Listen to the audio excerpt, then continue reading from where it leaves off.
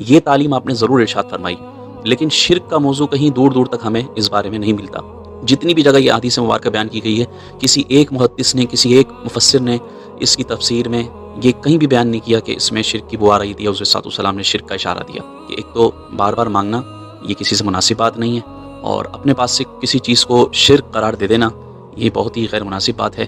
और शिर्क का मौजू कोई ऐसा आम और हल्का मौजू नहीं है कि हम इसे नज़रअंदाज कर दें, बल्कि शिर्क एक ऐसी चीज़ है कि जिससे इंसान दायरा इस्लाम से खारिज हो जाता है। और किसी को काफिर कहने का मकसद, दायरा इस्लाम से खारिज कर देने का मकसद ये है कि ये आपने एक बहुत बड़ी उस पर एक तोहमत लगा दी। और हदीस मुबारक में आता है कि जो किसी को काफिर कहे और अगर वो सामने वाला काफिर नहीं है तो कुफ्र इस कहने वाले पर लौट कर आता है। तो लिहाजा हमें इसमें बहुत एहतियात करनी चाहिए। अल्लाह तबारक व तआला हमें सही तौर पर कुरान और हदीस की समझ अता फरमाए, दीन की समझ अता फरमाए। व आखिरु दावाया अनिल हम्दुलिल्लाहि रब्बिल आलमीन।